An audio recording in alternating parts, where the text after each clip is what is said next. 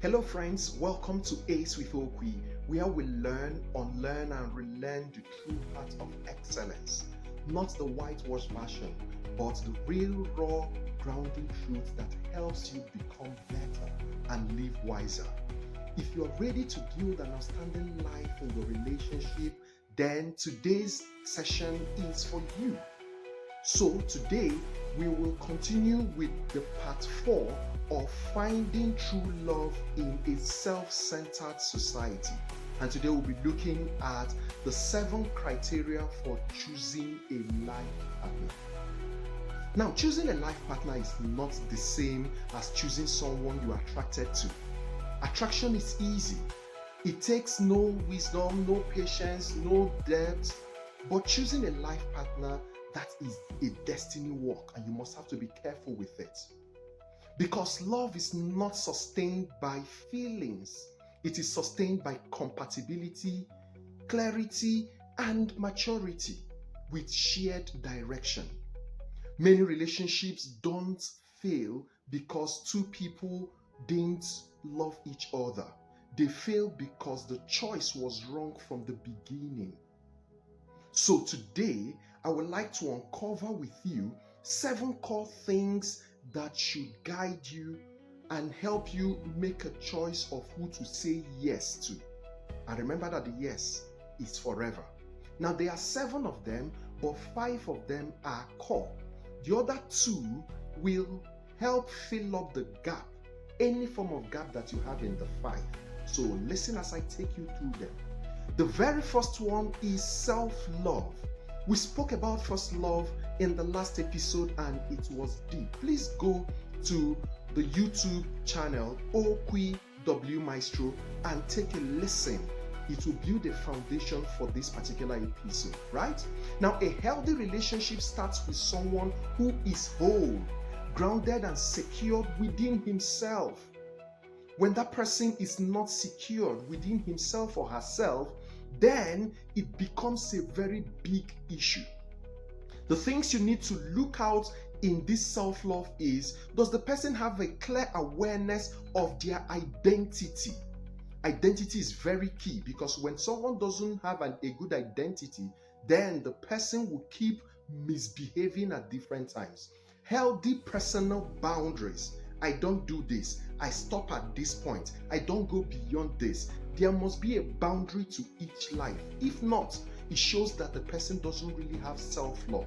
A strong sense of worth, not intimidated by the things happening around him or her, right? Now, emotional security rooted in self-acceptance. I've accepted myself the way I am, my flaws, my strength, and everything, and I'm okay.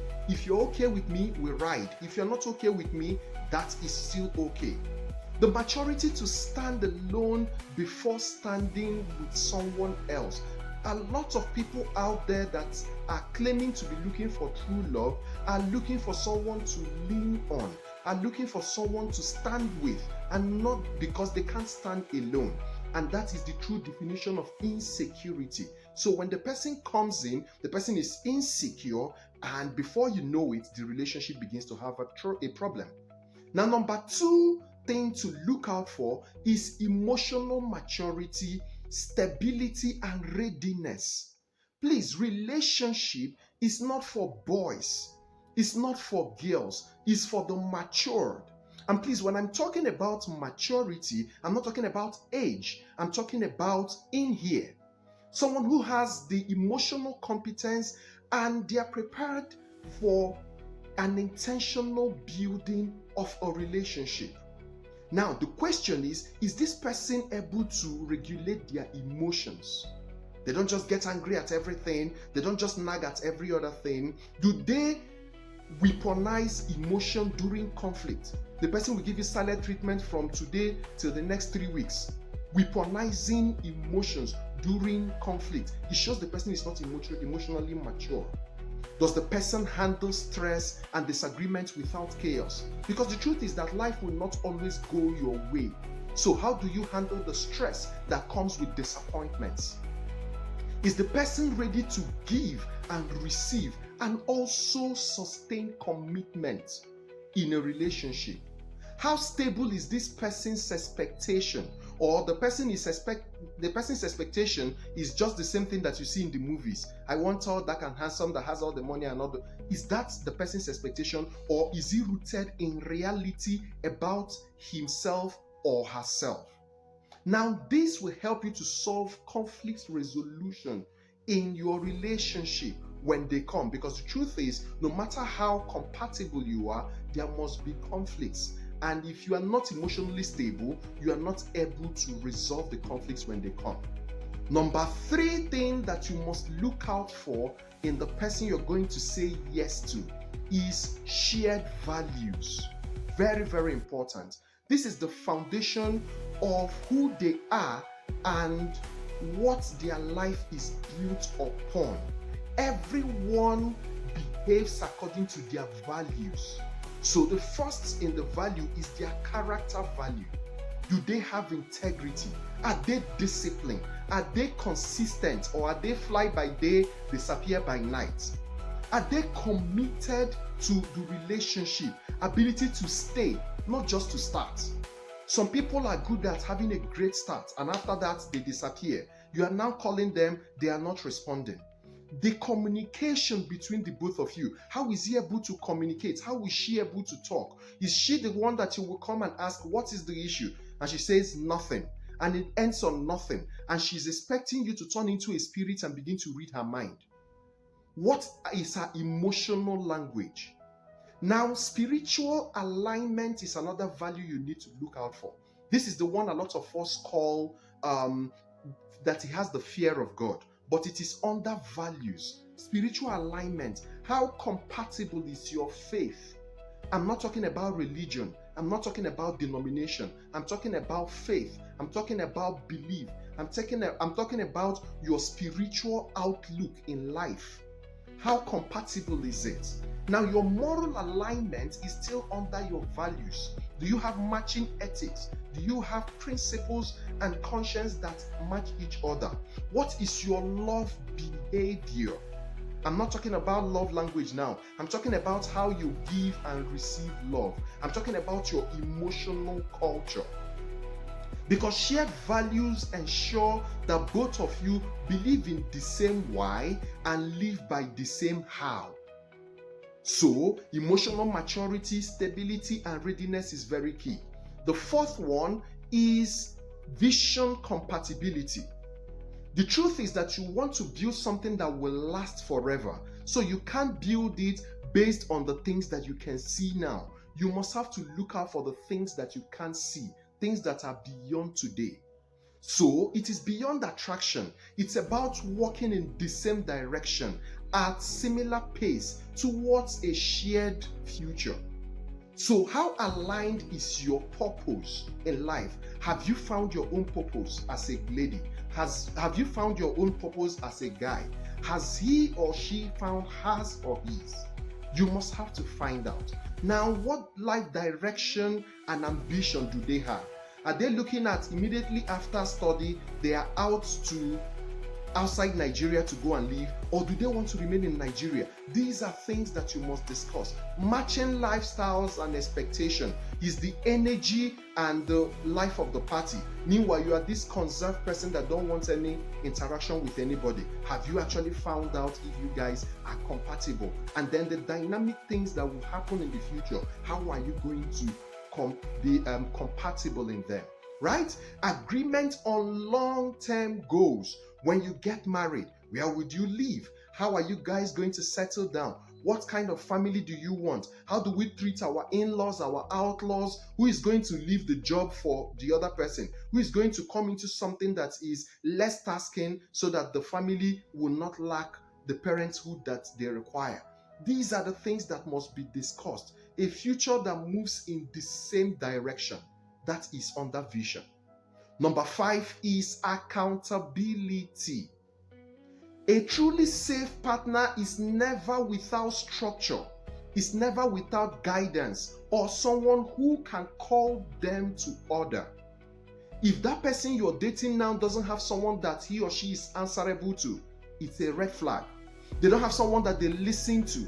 or someone that you can actually report them to. That's a major problem. They don't have a voice of reason that can correct them and stabilize them. You need to do something about it.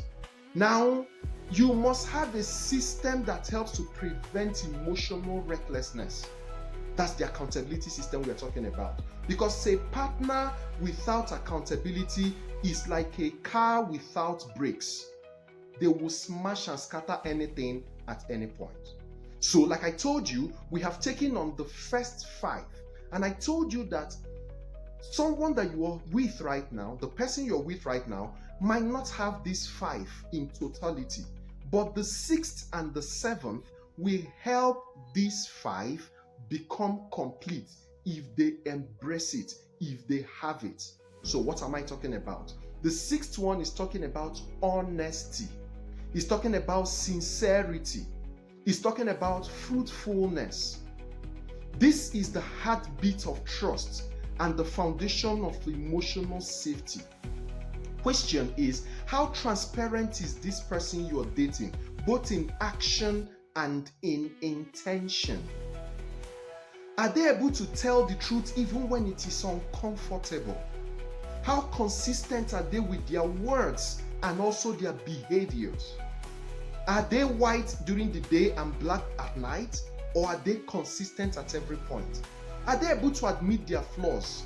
I'm actually hot-tempered, but it's something I need to work on. Please help me. Let's work on it together. Are they able to admit their flaws without being defensive? Are they able to own up to their mistakes without deflecting it or gaslighting what you're saying? Do they have integrity both in their thoughts, in their speech, and in their actions? Very, very necessary. Are they real? Or are they just performers? Are they pretenders? Are they those that you will see and you think everything is perfect until you come close? You now realize that they are worse than whatever you have seen before. Where truth exists, healing and growth follows naturally. And you know what follows healing and growth? Intimacy, oneness, so that the both of you remain one all the time. Now, the 7th one that will help to cement the other 5, that's the second one that will help to cement the other 5 if they are not there completely, is teachability. This is the growth engine in any lasting relationship. It includes a lot of willingness to learn and improve. Are they willing to learn? Are they willing to improve? Remember, the first one is that they are able to own up, I am not doing it well. Now, are they willing to say, I want to learn, I want to become better? Are they willing to unlearn the harmful patterns that they have in their lives? Are they willing to adapt? Are they flexible enough to adjust to your kind of person? Or are they rigid and saying, the way I do it is the only way and you can go away if you don't want to be a part of it? Are they humble enough to accept correction? That is very, very key. Maturity to receive feedback with grace. You did it, but you didn't do it right. And they say, oh, thank you so much. Thank you for having my back and helping me to become better. Commitment is becoming better for the relationship. They are willing to say, I did not get it right today. Tomorrow I'm going to do better so I can get it right. They are open to counsel, mentoring, and guidance. They are not people that say, I don't want to know. I too know. I know everything. Don't tell me anything.